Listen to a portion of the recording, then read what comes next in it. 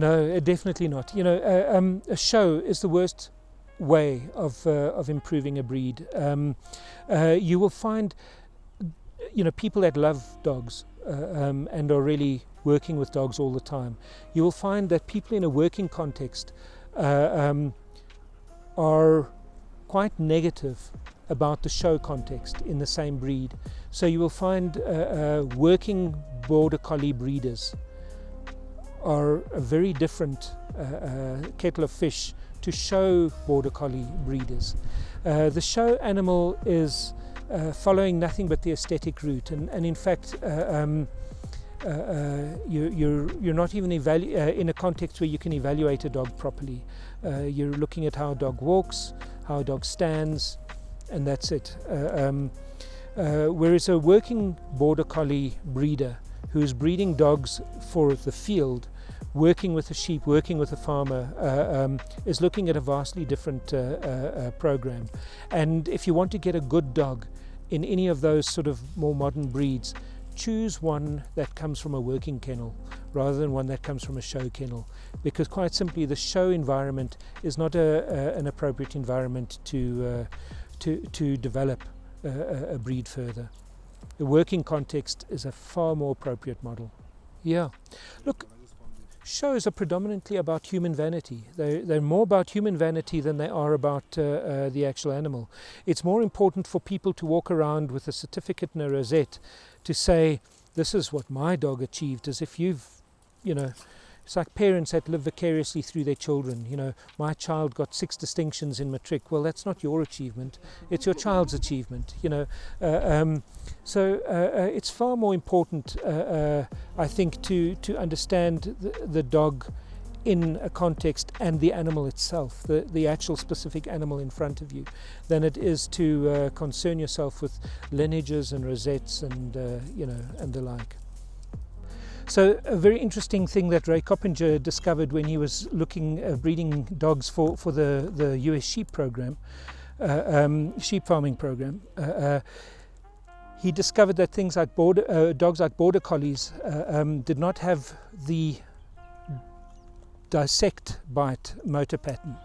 So, for example, he would feed dogs in a number of different, he had at some stage 1,500 dogs of different breeds that he was researching to see which dog would be the best dog for the sheep farming industry. And so he got to the point where he would sometimes, to feed the dogs, get stillborn calves from farmers in the area and just throw them over the fence. And Border Collies, he had to get in and cut up with a knife because they could not dissect the animal themselves. They didn't have that motor pattern. The motor pattern was gone from their imprinting. So that's the way you develop modern breeds. You develop modern breeds by having interrupted motor patterns. Now, that in context, like a pit bull, when it gets into an environment where it is absolutely focused on the fight that it's in, it's almost impossible to break that dog away from it. You know, he's so focused, so zoned in on that you can't distract him very easily. But you'll notice these dogs can get very excited and very calm, no problem. You can distract them, you can redirect their behavior, all of that because they're following natural motor patterns, and none of those motor patterns are hypertrophied. So none of them are excessive. They're all within a normal, balanced environment, which means, you know, when it comes to training, dogs like this, they are just so much more malleable. They are so much easier to work with because they don't have these excesses of personality that you have to try and overcome in order to achieve what you want to. They are absolutely pliable. There's no dog I've ever come across that is as easy to work with as these dogs' brains. I'm not sure I know the answer to that. I think it's a case of they seeing something happen and they want to, they don't like it. They don't like that, you know, one of the gang is getting hurt or whatever. You know, look, I mean, they've had fights amongst each other. I've never experienced ever these dogs turning on me in any way. You know, in fact, if I get angry with them, they become as pliable and submissive as you'll see. I've never experienced these dogs turning on their owner. In fact, it would be a feature, I would say, that they are absolutely, completely loyal to their handler. Look, I think the Africanus is not a popular breed at all, and I wish it were different, because I can't imagine a more suitable dog. The part of it is reputation, that has come through apartheid politics and the like. A lot of African custodians don't think it has the value either, because it is not European. If it's going to be valuable, it must be European. And I think those myths that we've allowed to manifest in our lives are harmful and problematic. I really think that these dogs have an absolutely superior shape of mind, more than shape of body even. They have an absolutely superior shape of mind for making them possibly the most appropriate companion to a household that you could wish. Okay, so they are not immensely popular. A lot of people, would prefer a dog that has some kind of rosette lineage, some kind of breeding club status. They don't have that. They don't come with that, and we're also not interested in maintaining that. It's hindered to some extent also by the misinformation that it's a township dog, that it's a mutt of some kind, and so people sort of think, what's the difference? You're getting an Africanus, you're getting a mutt. It's and that is really, I must stress, that's not saying anything negative about mutts, because a good dog is a good dog. But the Africanus as a Landrace does not have that kind of elitist reputation that people might want to have a dog where they can say, my dog is this kind because it has or this special because it has that kind of reputation that comes with it. That is anywhere near as appropriate and as magnificent as these animals ever. I don't train these dogs. I train other people's dogs.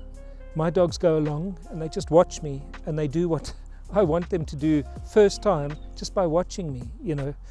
They're incredibly pliable, their minds, and they imprint incredibly easily.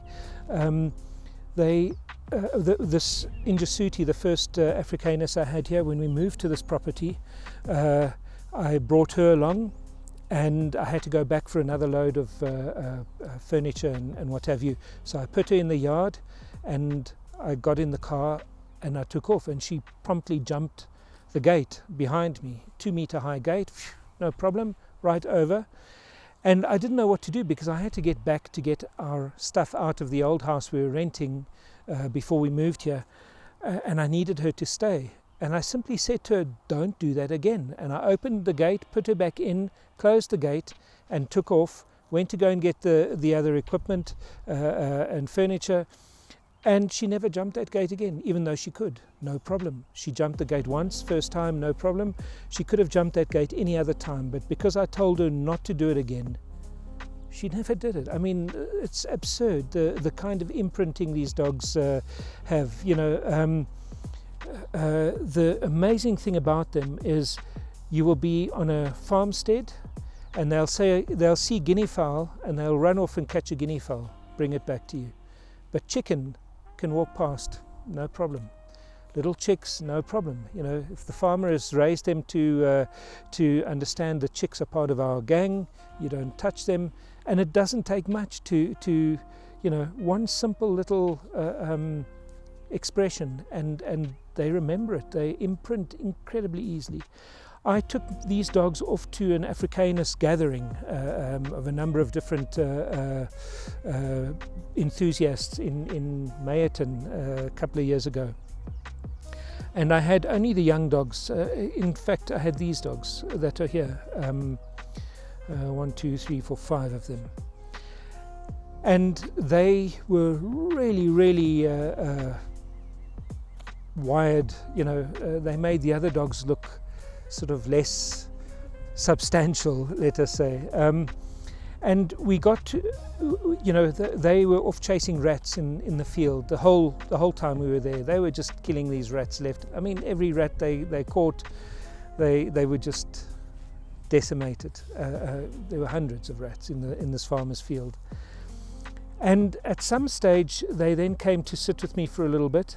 The farmer had taken his 2 AfriCanus. The male, the more dominant male, was showing territorial aggression. So he said, "Let me put them in the courtyard." And he put them in this courtyard, and we were all in the sort of car park area, and we were having a braai and the like. And at some stage, a guinea fowl flew into the area, and my dogs and all the other dogs took off after it. Well, little Nati, the one in the middle there, the guinea fowl decided this looked too dangerous. It flew over into the courtyard where these other 2 Africanus were. Well, right behind it, about 100 millimeters behind this guinea fowl, floated Nati over the wall into this courtyard area. The farmer went running, thinking his 2 Africanus are going to tear her apart. He opened the gate. There were his 2 Africanus just sitting there wide-eyed. Nati came trotting out with the guinea fowl in its mouth, came straight up to me and put the guinea fowl at my feet. I've never trained it to do a thing like that in her life. But it's unbelievable how these dogs think, and 9 times out of 10, their thinking is exactly what you would want in their behavior. You know, I've been absolutely gobsmacked with their decision-making skills, and it's on rare occasions where they make a decision that I say, "What were you thinking?" You know, it's on such rare occasions, because 9 times out of 10, everything I want them to do, they do naturally. You know, they are honestly the most phenomenal animals. So it's sometimes hard for me to understand why they don't have a higher reputation, because I've quite honestly never met animals like this in my life before. They really mostly make unbelievably good decisions. You know, they're naturally good thinkers.